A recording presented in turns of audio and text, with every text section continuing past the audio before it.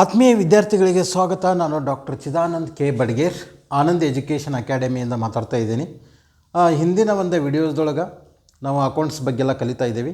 ಇವತ್ತಿನ ಚಾಪ್ಟರ್ ಬಂದು double entry system, meaning of double entry system, advantages of double entry system. Advantages: it gives complete information, accuracy of the books of accounts, then ascertainment of business results, then ascertainment of financial position, then preparation of the prevention of the frauds, then reliability of the accounts. What do you mean by double entry system? Double entry system, it is a complete system of bookkeeping ಅಂತ ಕರಿತೀವಿ ನಾವು. Double entry system, it is a complete system of bookkeeping. So it is called as a modern system and systematic system and a scientific system of bookkeeping ಅಂತ ಕರಿತೀವಿ. Double entry system, it is a complete system of bookkeeping. Under this system, both the aspects of each and every transactions will be recorded. Both the aspects of each and every transactions will be recorded. ಈಗ ಪ್ರತಿಯೊಂದು ಟ್ರಾನ್ಸಾಕ್ಷನ್ದೊಳಗೂ ನಾವು ನೋಡಿದ್ದೀವಿ, ಎರಡು aspect ಇರ್ತವೆ. ಒಂದು debit aspect ಇರ್ತದೆ, ಇನ್ನೊಂದು credit aspect ಇರ್ತದೆ. ಒಂದು ರಿಸೀವಿಂಗ್ ಆಸ್ಪೆಕ್ಟ್ ಇರ್ತದೆ, ಒಂದು ಗಿವಿಂಗ್ ಆಸ್ಪೆಕ್ಟ್ ಇರ್ತದೆ ಅಂತ ಹೇಳ್ತೀವಿ. Every transaction is having two aspects. Under single entry system ಏನಾಗ್ತದೆ, only one aspect of the transaction will be recorded. But under double entry system, both the aspects of the transactions will be recorded.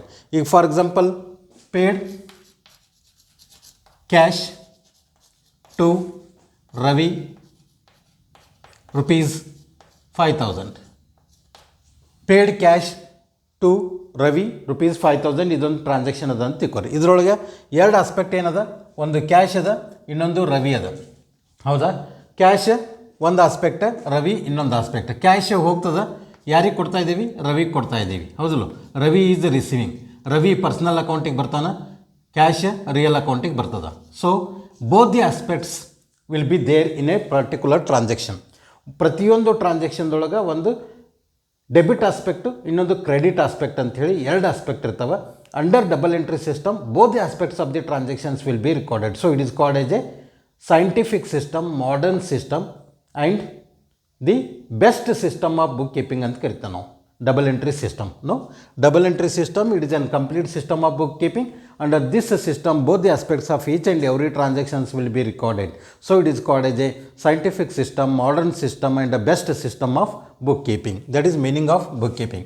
Then advantages of double entry system. What are the advantages of double entry system? It gives complete information. First one is it gives complete information. Complete information in the sense, ಒಂದು ಅಕೌಂಟಿಗೆ ನೀವು debit ಹಾಕಿದರೆ, ಇನ್ನೊಂದು ಅಕೌಂಟಿಗೆ credit ಹಾಕ್ತೀವಿ ಇದ್ರ ಪ್ರಕಾರ. ಹೌದಾ? ಯಾವಾಗ ನಾವು ಒಂದು ಅಕೌಂಟಿಗೆ ಡೆಬಿಟ್ ಹಾಕಿ ಇನ್ನೊಂದು ಅಕೌಂಟಿಗೆ ಕ್ರೆಡಿಟ್ ಹಾಕಿದ್ದೀವಿ ಅಂದರೆ automatically both the account shows equal balance. ಹೌದಾ? ಈಗ ಡೆಬಿಟ್ 5,000 ಹಾಕಿರಿ, ಕ್ರೆಡಿಟ್ 5,000 ಹಾಕಿರಿ ಅಂದರೆ ಈಕ್ವಲ್ ಆಗಿ ಇಲ್ಲಿ 5,000 ಇಲ್ಲಿ 5,000 ಆಯಿತು. No, so it gives the complete information about the accounts. Double entry system follow ಮಾಡೋದ್ರಿಂದ ಕಂಪ್ಲೀಟ್ ಇನ್ಫಾರ್ಮೇಷನ್ ಸಿಗ್ತದೆ ನಮಗೆ. ನೋ, ಇಲ್ಲಿ ರವಿಗೆ ನಾವು 5,000 ರೂಪಾಯಿ ಕೊಟ್ಟಿದ್ದೀವಿ, ರವಿ ಅಕೌಂಟ್ನಲ್ಲಿ ತೋರಿಸ್ತದೆ 5,000 ರಿಸೀವ್ಡ್ ಅಂತೇಳಿ. ಇಲ್ಲಿ ಕ್ಯಾಶ್ ಅಕೌಂಟದಲ್ಲಿ 5,000 ಹೋಗ್ಯದ ಅಂತ ತೋರಿಸ್ತದೆ, ಇಲ್ಲಿ ಕ್ಯಾಶ್ ಅಕೌಂಟ್ನಲ್ಲಿ 5,000 ಕೊಟ್ಟಿದ್ದಿರ್ತದೆ, ಅದು ಹೋಗಿದ್ದು ತೋರಿಸ್ತದೆ. ಅಂದರೆ ಯಾವುದೇ ಒಂದು ಈ ಅಕೌಂಟನ್ನು ನಾವು ರೆಫರ್ ಮಾಡಿದರೂ ಕಂಪ್ಲೀಟ್ ಇನ್ಫಾರ್ಮೇಷನ್ ನಮಗೆ ಸಿಗ್ತದೆ ಡಬಲ್ ಎಂಟ್ರಿ ಸಿಸ್ಟಮ್ದೊಳಗೆ. Second one is accuracy of the books of accounts. Accuracy of the books of accounts ಅಂದರೆ, for finding the accuracy of the books of accounts we will prepare the trial balance prepare ಮಾಡ್ತೀವಿ. Trial balance is a mere statement. It is prepared in order to find out the arithmetical accuracy of the books of accounts ಅಂತ ಕರಿತೀವಿ ನಾವು. Arithmetical accuracy ಅಂದರೆ ಏನು? ಇಲ್ಲಿ ಒಂದು ಅಕೌಂಟಿಗೆ ನಾವು ಯಾವಾಗ ಡೆಬಿಟ್ ಹಾಕಿದ್ದೀವಿ ಅಂದರೆ ಇನ್ನೊಂದು ಅಕೌಂಟಿಗೆ ಕ್ರೆಡಿಟ್ ಹಾಕ್ತೀವಿ according to the double entry system. ಈ ಡಬಲ್ ಎಂಟ್ರಿ ಸಿಸ್ಟಮ್ದಿಂದ ಒಂದು ಅಕೌಂಟಿಗೆ ಡೆಬಿಟ್ ಹಾಕಿ ಇನ್ನೊಂದು ಅಕೌಂಟಿಗೆ ಕ್ರೆಡಿಟ್ ಹಾಕೋದ್ರಿಂದ ನಾವು ಟ್ರಯಲ್ ಬ್ಯಾಲೆನ್ಸ್ ಏನು ಪ್ರಿಪೇರ್ ಮಾಡ್ತೀವಿ, ಡೆಬಿಟ್ಟು ಮತ್ತು ಕ್ರೆಡಿಟ್ ಬ್ಯಾಲೆನ್ಸನ್ನು ತೊಗೊಂಡು ನಾವು ಟ್ರಯಲ್ ಬ್ಯಾಲೆನ್ಸ್ ಪ್ರಿಪೇರ್ ಮಾಡ್ತೀವಿ. ಆ ಟ್ರಯಲ್ ಬ್ಯಾಲೆನ್ಸು ಟ್ಯಾಲಿ ಆಗ್ತದೆ. ಹೌದಾ? ಇಟ್ ಈಸ್ ಟ್ಯಾಲಿ ಆಗ್ತದೆ. ಇಲ್ಲೂ 5,000 ಡೆಬಿಟ್ ತೋರಿಸ್ತದೆ, ಇಲ್ಲಿ 5,000 ಕ್ರೆಡಿಟ್ ತೋರಿಸ್ತದೆ. ಸೊ ಇಟ್ ಈಸ್ ಟ್ಯಾಲಿಡ್ 5,000 ಅಂತೇಳಿ ಟ್ಯಾಲಿ ಆಗ್ತದೆ. So accuracy of the books of accounts. No, then ascertainment of business results. Both the aspects of the transactions will be recorded in the books of accounts.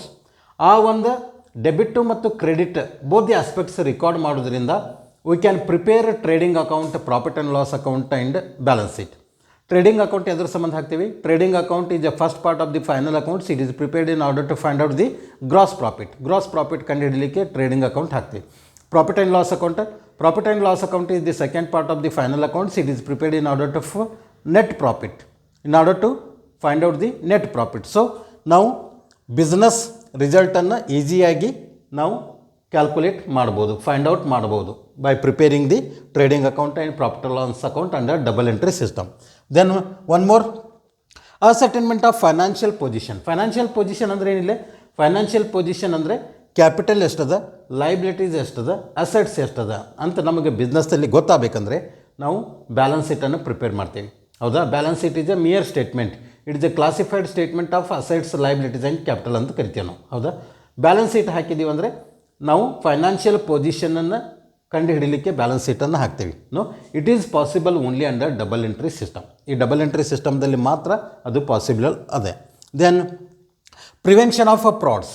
ಒಂದು ಅಕೌಂಟಿಗೆ debit ಹಾಕಿ ಇನ್ನೊಂದು ಅಕೌಂಟಿಗೆ credit ಹಾಕೋದ್ರಿಂದ we can prevent the frauds ಮಾಡಲಿಕ್ಕೆ ಬರೋಂಗಿಲ್ಲ. ಇಲ್ಲಿ ನೀವು ಯಾವಾಗ 5,000 ರೂಪಾಯಿ ಕ್ಯಾಶ್ ಹೋಗಿದೆ ಅಂತ ಹೇಳಿ ಕ್ಯಾಶ್ ಅಕೌಂಟ್ನಲ್ಲಿ ತೋರಿಸಿದ್ರಂದರೆ ಇದಕ್ಕೆ ರಿಸ್ಪೆಕ್ಟಿವ್ ಅಕೌಂಟ್ ಡೆಬಿಟ್ ಆಗಿರಲೇಬೇಕು. ಹೌದಾ? ಕ್ಯಾಶ್ ಹೋಗ್ಯದ, ಕ್ರೆಡಿಟ್ ಹಾಕಿರಿ ಕ್ಯಾಶ್ ಬುಕ್ನಲ್ಲಿ, ಅದು ಎಲ್ಲಿಗೆ ಹೋಯಿತು, ಯಾರಿಗೆ ಹೋಯಿತು ಅನ್ನೋದು ನಾವು ಕಂಪಲ್ಸರಿ ಅದು ಕರೆಸ್ಪಾಂಡಿಂಗ್ ಎಂಟ್ರಿ ಇರಲೇಬೇಕಾಗ್ತದೆ. ಆ ಕರೆಸ್ಪಾಂಡಿಂಗ್ ಎಂಟ್ರಿ ಇಲ್ಲ ಅಂದರೆ ಅಲ್ಲಿ ಏನೋ ಮಿಸ್ಟೇಕ್ ಆಗಿದೆ ಅಂತ ನಮಗೆ ಅಂಡರ್ಸ್ಟ್ಯಾಂಡ್ ಆಗ್ತದೆ, ಗೊತ್ತಾಗ್ತದೆ. ಅದಕ್ಕಾಗಿ ಇಲ್ಲಿ ಪ್ರಿವೆನ್ಷನ್ ಆಫ್ ಫ್ರಾಡ್ಸ್ ಕಡಿಮೆ ಡಬಲ್ ಎಂಟ್ರಿ ಸಿಸ್ಟಮ್ ಫಾಲೋ ಮಾಡೋದ್ರಿಂದ ಅಂತ ಹೇಳ್ತೀವಿ ನಾವು. ಆಮೇಲೆ reliability of accounts. Under double entry system ನಾವು ಅಕೌಂಟ್ಸ್ ಪ್ರಿಪೇರ್ ಮಾಡೋದ್ರಿಂದ ಫೈನಲ್ ಅಕೌಂಟ್ಸ್ ಅವು ರಿಲಯಬಲ್ ಇರ್ತವೆ, ಅಂದರೆ ಅಕ್ಯುರೇಟ್ ಆಗಿರ್ತವೆ. ಯಾಕಂದರೆ ಡಬಲ್ ಎಂಟ್ರಿ ಸಿಸ್ಟಮ್ದಿಂದ ಡೆಬಿಟ್ ಮತ್ತು ಕ್ರೆಡಿಟ್ ಬೋತ್ ಆಸ್ಪೆಕ್ಟ್ ಎಂಟ್ರಿ ಆಗೋದ್ರಿಂದ ಫುಲ್ ಇನ್ಫಾರ್ಮೇಷನ್ ಇರೋದ್ರಿಂದ ಅವು ಅಕೌಂಟ್ಸ್ ಎಲ್ಲ ರಿಲಯಬಲ್ ಆಗಿರ್ತವೆ. ಈ ಒಂದು ರಿಲಯಬಲ್ ಆದಂಥ ಸ್ಟೇಟ್ಮೆಂಟ್ ಆಫ್ ಅಕೌಂಟ್ಸನ್ನು ನಾವು ಇನ್ಕಮ್ ಟ್ಯಾಕ್ಸ್ ಡಿಪಾರ್ಟ್ಮೆಂಟ್ ಇರ್ಬೋದು, ಗೌರ್ಮೆಂಟ್ ಇರ್ಬೋದು, ಅಥವಾ ಆಡಿಟರ್ಸ್ ಇರ್ಬೋದು, they will accept these financial statements when they are prepared under the double entry system. ಇದು regarding meaning of double entry system ಮತ್ತು advantages of double entry system ಅಂತೇಳಿ ಕರಿತೀವಿ. ಈ ಒಂದು ವಿಡಿಯೋ ನಿಮಗೆ ಲೈಕ್ ಮಾಡಿರಿ, ಲೈಕ್ ಆಗಿದೆ ಅಂತ ತಿಳ್ಕೊಂಡಿದ್ದೀನಿ. ಲೈಕ್ ಮಾಡಿರಿ ಮತ್ತು ನಿಮ್ಮೆಲ್ಲ ಫ್ರೆಂಡ್ಸಿಗೆ ಶೇರ್ ಮಾಡಿರಿ ಮತ್ತು ಸಬ್ಸ್ಕ್ರೈಬ್ ಮಾಡಿರಿ ಈ ವಿಡಿಯೋಸ್ಗಳನ್ನೆಲ್ಲ. ಅಂದರೆ ಮಾಡಿದ್ರಂದರೆ ನಮಗೆ ಮುಂದೆ ಇನ್ನೂ ಹೆಚ್ಚು ವಿಡಿಯೋಸ್ ಹಾಕಲಿಕ್ಕೆ ಆಗ್ತದೆ. ಧನ್ಯವಾದಗಳು.